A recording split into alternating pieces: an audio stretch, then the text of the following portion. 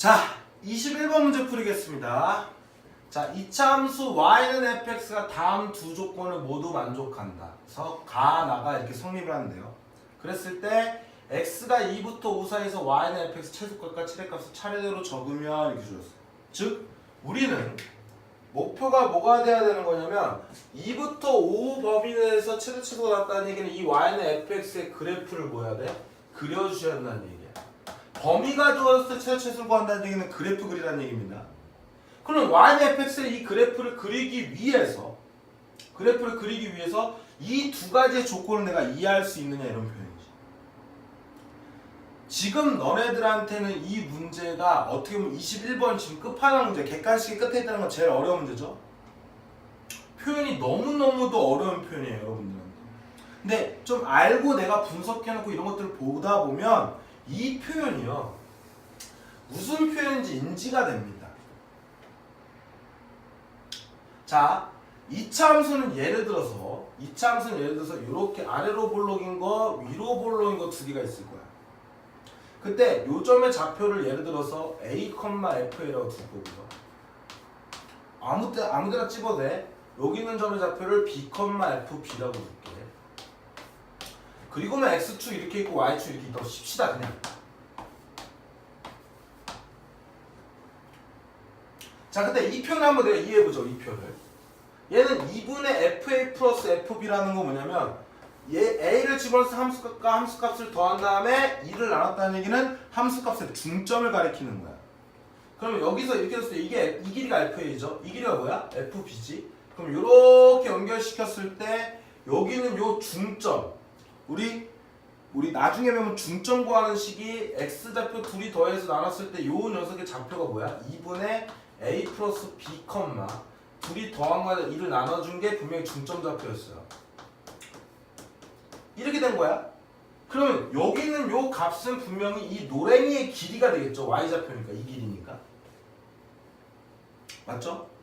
자, 그 다음에 왼쪽에 있는 요 표현. 요 표현은 어떤 표현입니까? x에다 2분의 a 플러스 b를 집어넣을 때 함수값이잖아.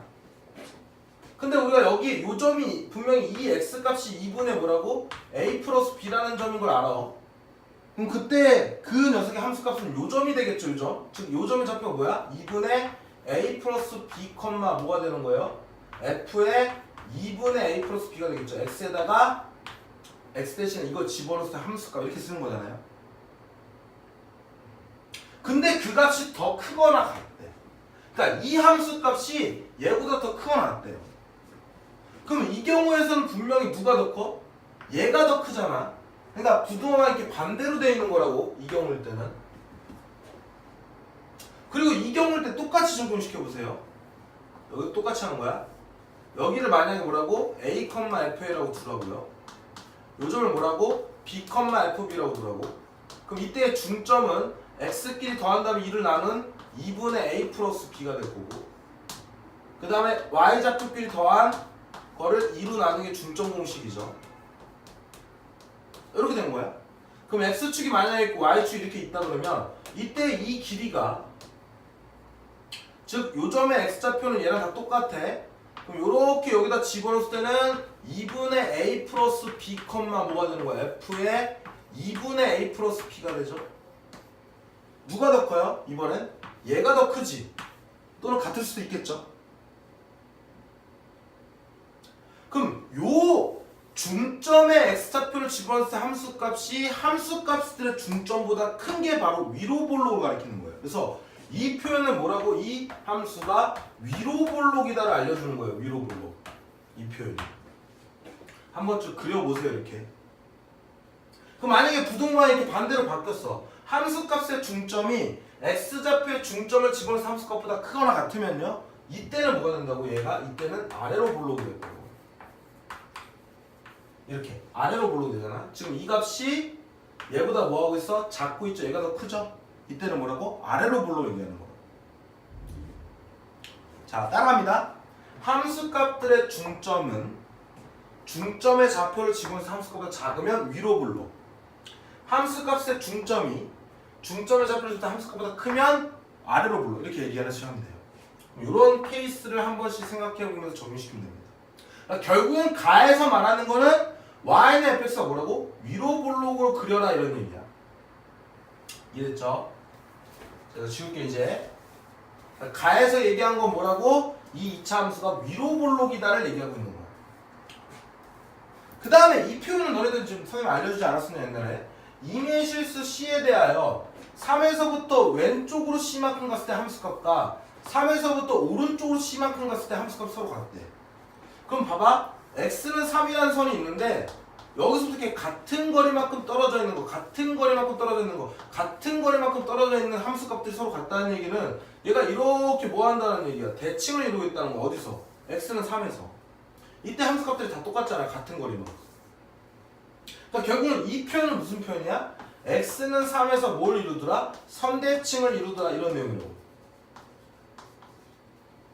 그럼 결론적으로는 이 가나 조건을 통해서 결론이 뭐라고? 이 가나 조건을 통해서 fx라는 녀석은 그림이 어떻게 된다고? 위로 볼록이면서 요 녀석이 x는 대칭축이 뭐라고? x는 3이 된다는 녀석. 요 녀석의 좌표가 3,f3이 됐더라. 이런 내용이에요. 그래프를 그리게 해줬네. 그럼 이제 어디부터? x는 2라는 선 여기부터 뭐야? 한 칸만큼 떨어져 있지. x는 5는요? 이렇게 몇 칸 떨어져 있어? 2칸 떨어져 있죠? 그럼 그래프를 여기서부터 여기까지 그리면 이때가 뭐가 되고 최대가 되는 거고, 이때 뭐야? 5, 누가 f5가 뭐가 되는 거예요? 얘가 최소가 되는 거죠. 제일 밑에 있으니까. 그래서 최소값과 최대값 차례대로 쓰니까 f5와 f3인 몇 번? 5번을 쓰시면 되겠더라. 이런 내용이죠.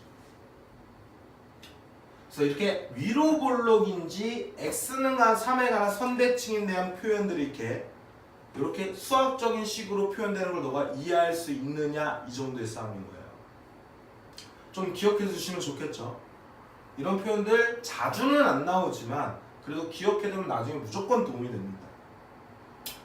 21번도 굉장히 난이도가 높은 문제예요. 이해하셨죠? 자, 요거 잘 이해 안 되시면 또 갖고 오셔서 선생님한테 질문해요. 제가 손으로 써주면서 보여드릴게요. 이해하셨죠? 자, 21번 문제 풀이 여기까지였습니다.